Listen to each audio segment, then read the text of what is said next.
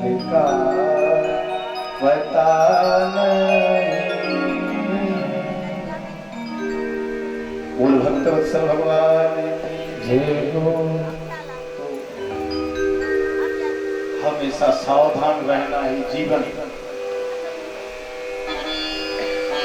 जीवन में कल्याण चाहने वाले को हमेशा सावधान, न जानने कब ग्रह पकड़ ले। गजेंद्र की स्तुति जब उसने ध्यान लगाया, इस जगत में हमारी रक्षा करने वाला कोई नहीं, लेकिन इस जगत को जो बनाता है वो हमारी रक्षा करे, ऐसी स्तुति करी। और देवता तो सब इंतजार में थे हमारा नाम लें, पर श्री हरि ने विचार किया जो किसी का नाम नहीं वही हमारा, तो तुरंत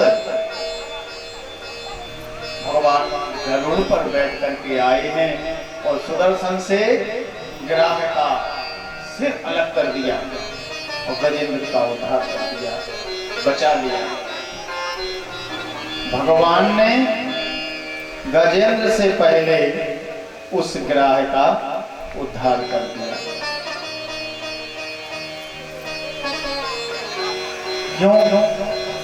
क्योंकि ये ग्राह जो था वो गजेंद्र का पैर पकड़े था। सावधान से सुनना,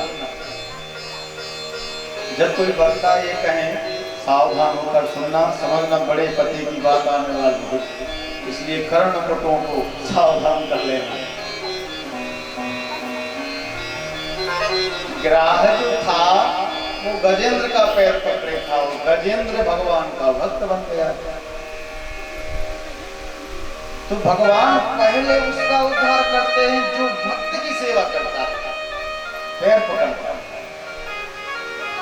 हम भले न ठाकुर तक पहुंच पाए, लेकिन जो ठाकुर तक पहुंच गए हैं उनके चरण उनकी चरण तो बात सत्य है। हमें ऐसे सब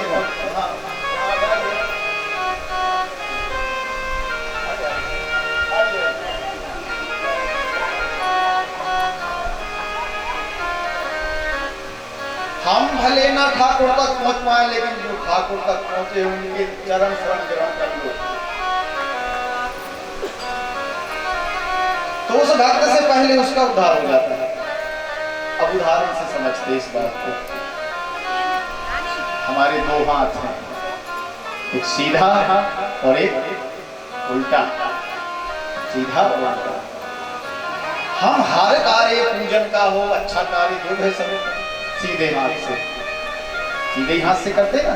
किसी को चंदन लगाना हो तो, किसी को जल देना हो तो, भोजन कराना हो तो, यजन करना हो तो, ये विचार उल्टा ये विचार करता है कि मैं भी तो इसका सहपाठी हूं, मैं कुछ नहीं कर पाता। तो उससे कहा तुम निराश मत हो। वो विचार कर रहा है कि सब उल्टे उल्टे काम इससे, तो निराश मत हो।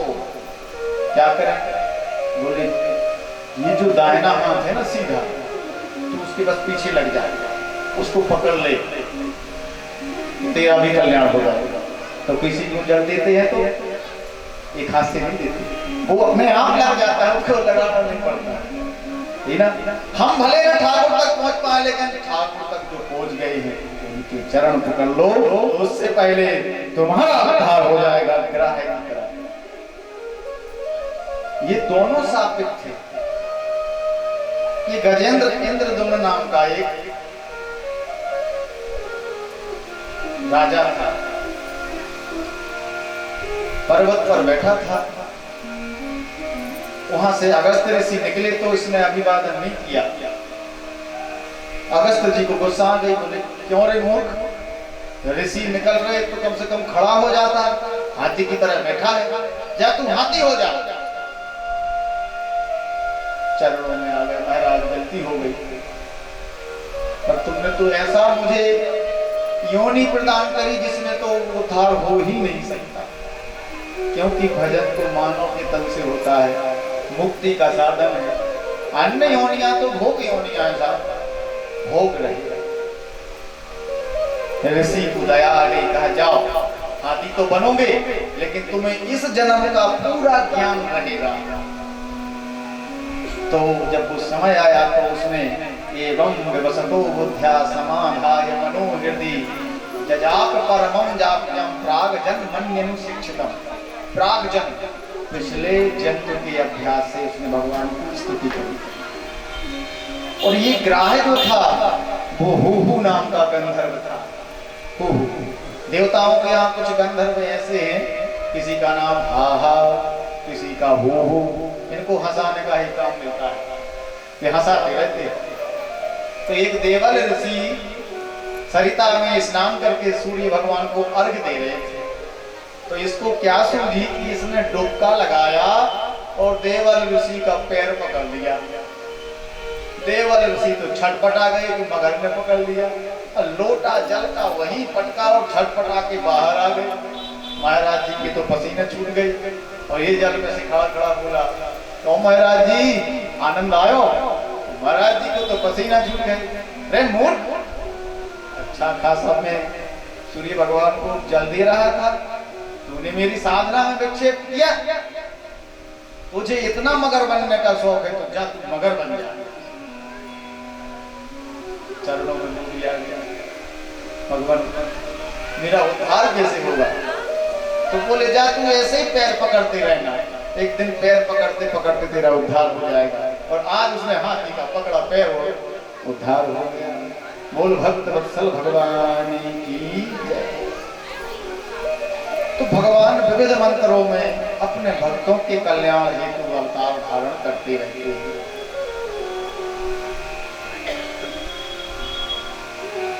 और ऐसे भक्तों के लिए वो जगत में आते हैं। भगवान की पूजन, उनकी सेवन सावधानी पूर्वक करना चाहिए। सेवा सुमरन सावधान। हम उनका यजन करते हैं, लेकिन पूजा में भी 32 प्रकार के अपराध बताए गए हैं। 32 भक्ति तो बहुत करते हैं, इसलिए तो भक्ति ज्ञान और वैराग्य तीनों की आवश्यकता पड़ जाती है। भक्ति ज्ञान वैराग्य। भक्ति के दोनों पुत्र हैं ज्ञान और वैराग्य।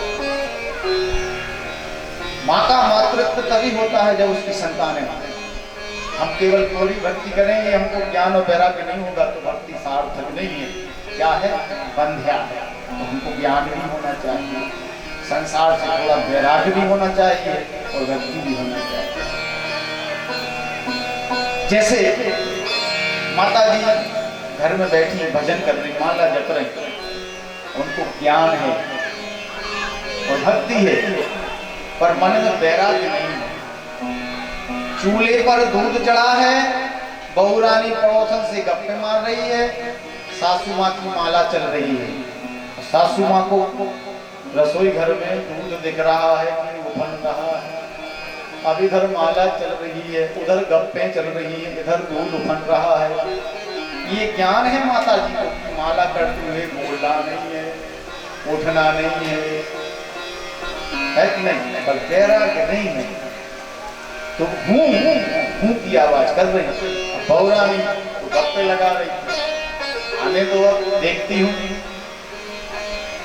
पूरी माला सब करी। ऐसे जन्म में क्या होता है कि बिल्कुल भी मन नहीं लगा, उसकी जगह थोड़ा सा वैराग होता। मतलब कहने का वैराग भी चाहिए, ज्ञान भी चाहिए। कभी कभी क्या होता है, भक्ति भी हो और वैराग भी हो, ज्ञान ना हो। हम मंदिर जाते हैं, ठाकुर जी के दरबार में जाते हैं, शिव जी के दरबार में जाते हैं, तो शक्कर हो, गुड़ हो, पुष्प हो, अक्षत हो, शिव जी की शिवलिंग पर ढेर लगा देते हैं।